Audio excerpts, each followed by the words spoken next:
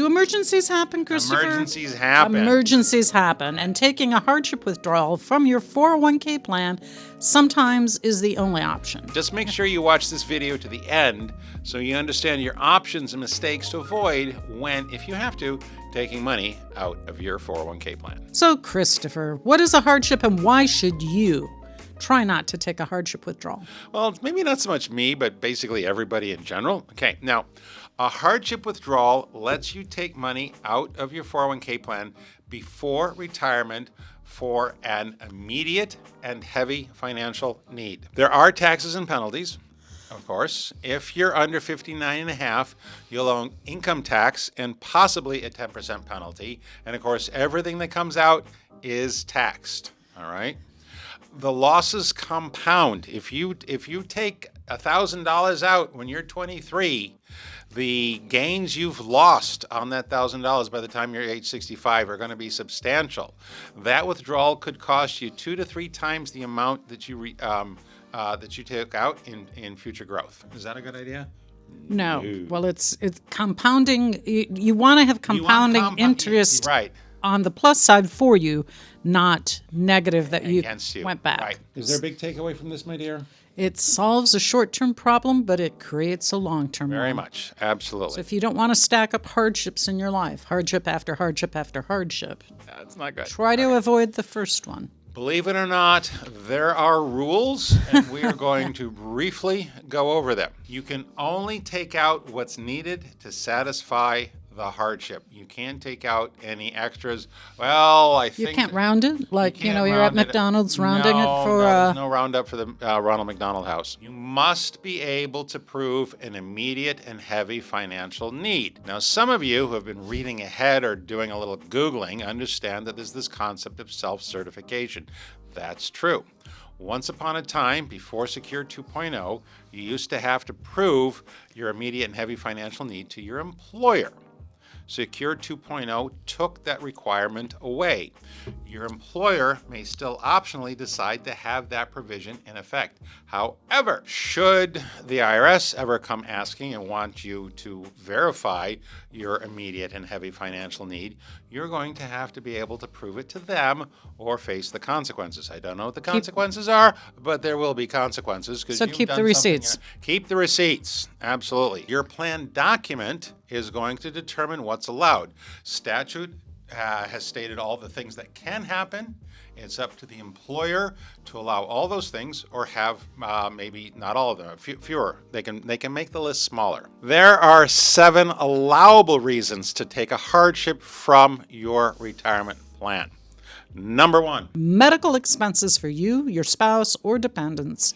It must meet IRS criteria under Section 213D. All right. So basically what that means is if you have a $100 deductible that you have to pay, it needs to be more than that, okay? We're going to provide a link to 213D for you to understand exactly what the rules are because they are per person. Next. Cost to buy your primary residence. And it's not individual mortgage payments. No, this is more like closing costs. You have to pay for the inspection. You have to repair the house in order to move into it, to pass the inspection, those kinds of things, okay? And this is primary residence, not your summer place up in Door County, okay? Number 3. Tuition and educational fees. These are for secondary education. This is not, I don't think this means for like private kindergarten or pre-K. My understanding is that this is for, post-high school. It does include, last time I remember reading it, does include trade schools, I think if that's the right phrase, all right? What else, dear? Preventing foreclosure or eviction, which is not the same as I need a payment. It's you've got notices now, and it's the amount to get you. It's the amount to have so that you're no longer you right. Possibly being foreclosed on. All right. Number 5. Funeral expenses. Yep. Funeral expenses. Again, for not necessarily for yourself, but for spouse or dependents. No, I mean, no. It's because that would be, then that's a distributable event, okay? So it's funeral expenses for spouse or dependents. Certain home repairs due to damage or disasters like floods and fires. Now, the thing is, this is specifically different from the new one, number 7, expenses from a federally declared disaster. Now, please note, this is a federally declared disaster, not a state one. This is new because I know there were some of the very bad hurricane damages. I mean, some of the very, I don't know if it's Florida or the one in North Carolina, but one of those wasn't a federal disaster, it was just a state disaster, or maybe they were both state, but I know at least one of them was not a federal disaster area, so that would not have counted under number 7. Procedures to get a hardship. Okay,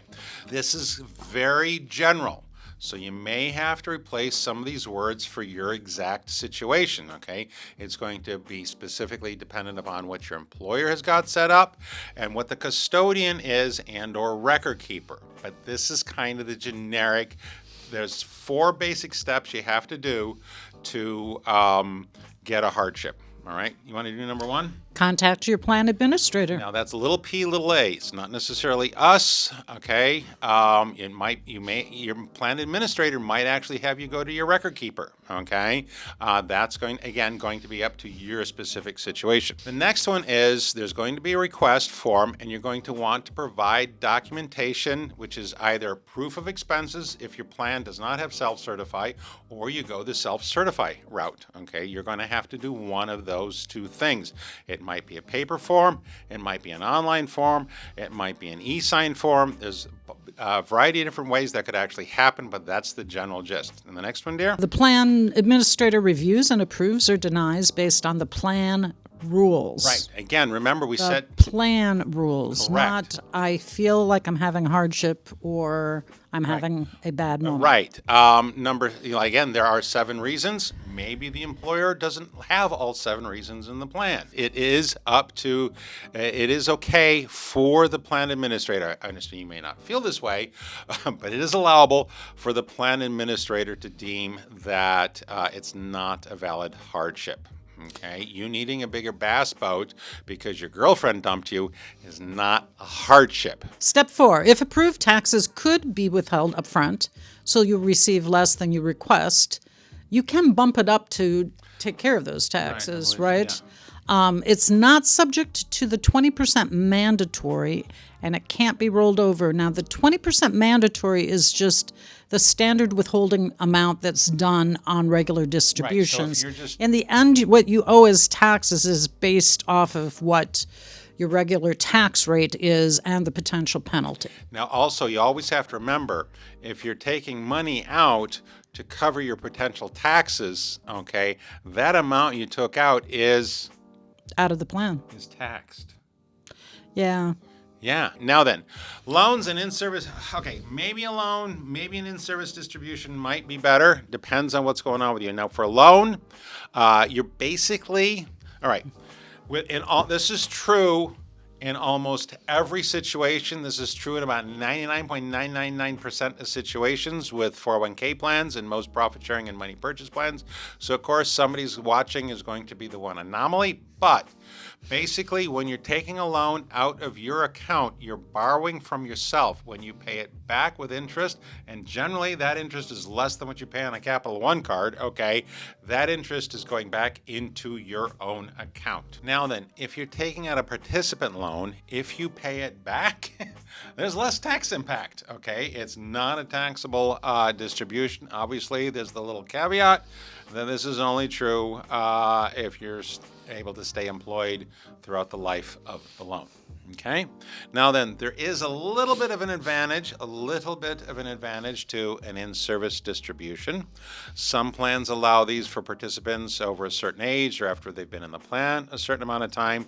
The advantage on this is that you can roll it over into an IRA and take it out of your IRA when you need it. Maybe your need is going to cross 2 different tax years, okay, 2 different calendar years, so you might be spreading the income out yeah, that's still going to be taxed and possibly penalized and all those other kinds of things. But you might have a little bit more control over when the money comes out and is distributive if you have lots of little distributions. If you would like us to review your 401k plan for potential errors and opportunities, please sign up with the link below. Also, we got a different link. Click on the different link below to find our other video channels. We've got more than one out there. And of course, if you have specific questions about your plan, please email us at sales@hunterbenefits.com. And don't ever forget to keep those cards and letters coming. Thank you. Toodaloo.